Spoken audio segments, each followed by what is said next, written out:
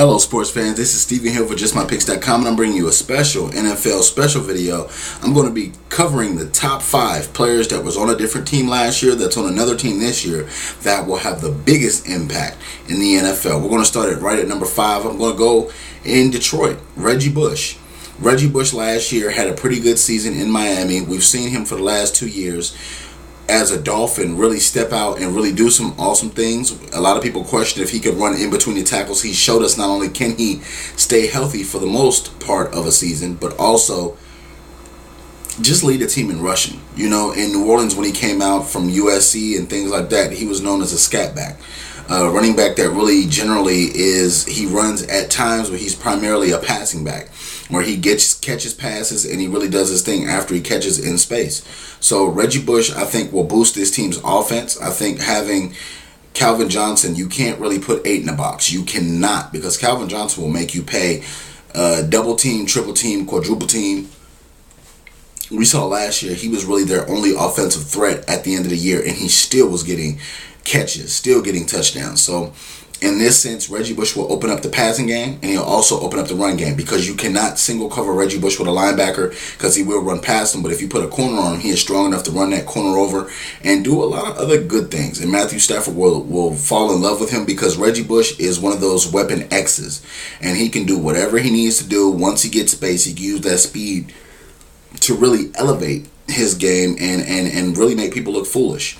And I feel like the Detroit Lions are headed in the right direction this offseason with their offseason, and Reggie Bush will be the number 5 on this list. Coming in at number 4, the running back Steven Jackson for the Atlanta Falcons. We've seen Steven Jackson year after year after year in St. Louis put on his hard hat and be one of the most durable running backs in the NFL. He's battled injuries like a warrior. He's come back and done some great things in St. Louis. Now, the big question is, can he gel in with Matt Ryan, Julio Jones, Roddy White, and Tony Gonzalez? I think the answer is yes, because when you look at last season, Michael Turner fell apart towards the middle and last of the season with nagging injuries. They're going to need to be able to run the ball at the end of the game. Steven Jackson will get his carries during the regular part of the game, but towards the end of the game, he will be fantastic. He will have to get those extra yards that they could not get through the air last year.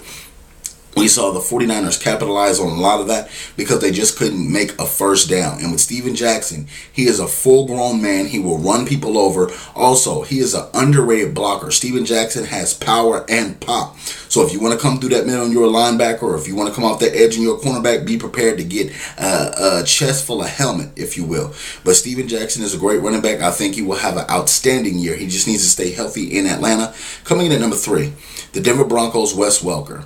Wes Welker was Tom Brady's best friend, security blanket, one of the best receivers from the slot position in the past decade. We've seen Wes Welker catch 100+ balls, I don't know how many years in a row. It's like everywhere he goes, the ball goes. And it's like Wes Welker will go get that ball. He's not afraid to go across the middle.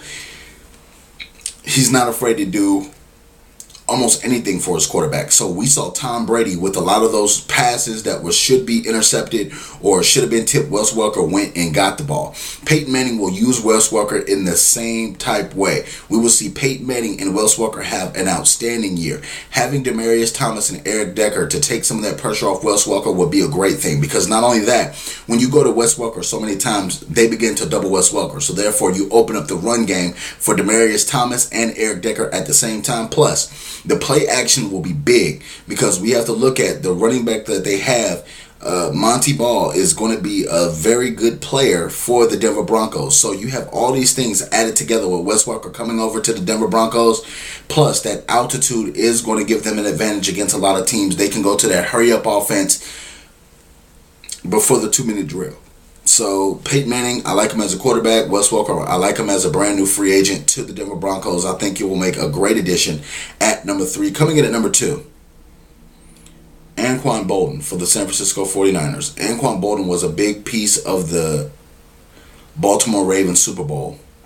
He was the guy that went and got it. He was the guy that no matter how many people were coming across the middle, he was still going up time after time, taking big shots, but holding on to the football. After Ray Rice, Joe Flacco was probably, after Ray Rice, Anquan Boldin was probably the most important part of that offense. I know we saw Dennis Pitta last year do a lot of good things. You saw Jacoby Jones, Torrey Smith do a lot of good things, but Anquan Boldin was the guy in the playoffs that really made the big catches. He really blocked a lot. He really did the dirty things that a wide receiver are supposed to do. You know, and it's just amazing how year after year after year, even after he was an Arizona Cardinal with Larry Fitzgerald, he continues to improve. A lot of people talk about how, look at Larry Fitzgerald now without Anquan Boldin, without a quarterback. He looks just average. Anquan Boldin, since leaving Arizona, has always picked up, and done well, and even was rewarded with winning a Super Bowl because of his efforts. Harbaugh has a solid receiver, has a leader, has a guy that Kaepernick can definitely lean on. The big question, will the San Francisco 49ers, with their injuries to Crabtree and them really not having a backup wide receiver that is second to none besides Anquan, can they really balance that? I think Anquan Boldin will have a lot of different chances to catch a lot of balls because Kaepernick will be under pressure from all sorts of areas. Because Kaepernick is in his second year, really his first full year, you're going to see a lot of things that they used to do last year not work because teams are geared up to go directly towards what he does at his strengths. He can no longer sneak up on people. He can no longer be that backup that's now a starter. He has to be a full-fledged starter. So that means they're going to have a full game plan ready for him.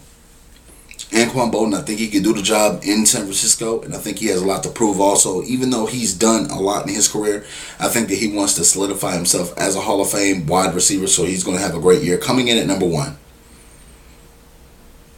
Alex Smith of the Kansas City Chiefs.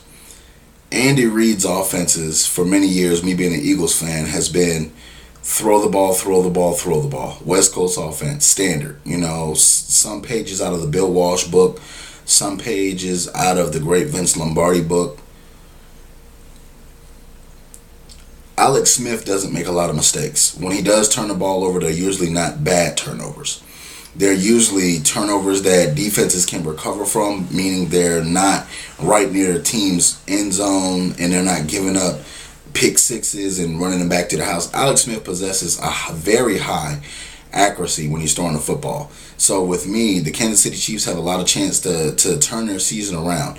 After having a dismal season last year and just a lot is going on with that team, I feel like now having Dwayne Bowe healthy, having Jamal Charles healthy is going to be a challenge, but if he can bounce back from those injuries that he has right now, I think he can do it.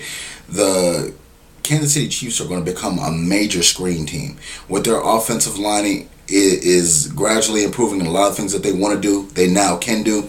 You're going to see a lot of those Pro Bowl players really come up and step up and make a big name for themselves. You also have Eric Berry back there on defense that is literally waiting to knock the living snot out of anything that moves across that middle. But Alex Smith will be a good field general. The Chiefs only needed a quarterback to solidify a lot that they wanted to do. But right now, the Kansas City Chiefs have a chance to overtake the Denver Broncos because I don't see the Oakland Raiders doing anything to stop them, and I also don't see the Chargers doing anything to stop them. I feel like this is going to be a good test for Alex Smith, and this is going to be really a legacy booster or a legacy breaker. Because if he does well in Kansas City, it's going to be looking like the San Francisco 49ers made a mistake. But if he does bad, then that's the San Francisco 49ers are going to look like smart guys by trading him. So when it comes down to it, I think Alex Smith will be the biggest difference maker out of any free agents. I know it technically wasn't a free agent. He was traded, but same old face in a brand new place. So I look at it like this. The NFL is going to be filled and jam-packed with a lot of action. We're going to see a lot of injuries, but we're also going to see a lot of guys that was on teams last year that are on new teams.